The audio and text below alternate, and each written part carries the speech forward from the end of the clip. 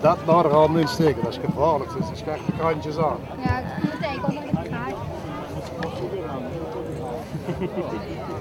Dat zijn we zonder van de kraai doen. Ja. Mooi kijken hè.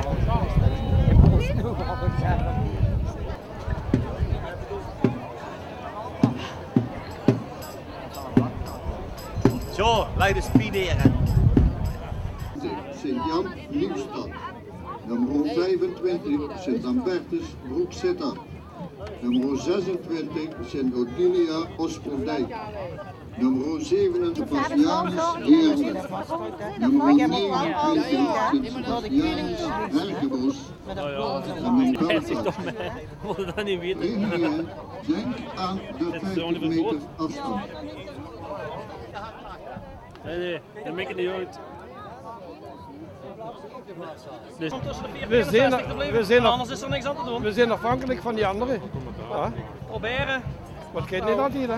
Nee, maar je hebt een markt te hebben. Er staan 3 maanden die zeggen het. Dat is niet hij, hè? Probeer er maar tussen te blijven. Hè. Ja. Dat lukt wel, joh. Hey. En Gelly ook, niet te weten. Maximum 3 is telkens, zeker met beelden, dat je niet zo'n groep hebt van. Ja, het is daar, dat trekt op niks, is er veel. De schutterijen wordt ervoor gespaard. Veel schutterijen die doen er ook bepaalde zaken naast.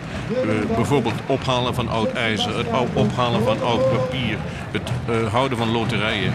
Maar ook de verdiensten van een bondschuttersfeest kunnen belangrijk zijn voor het aanschaffen van uniformen en om de contributieprijs laag te houden.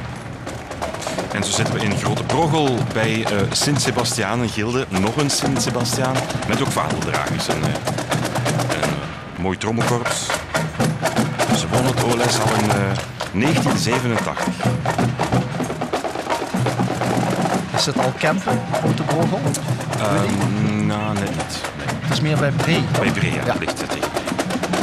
Maar ook de luchtmachtbasis is Kleine Broggel, ligt er vlakbij. Uiteraard.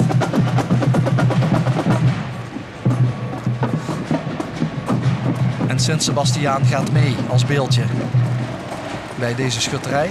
Daar komt hij aan. Ja. Doorboord met pijlen.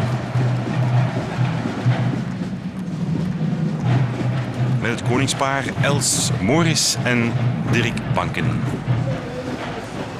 Mooie groep.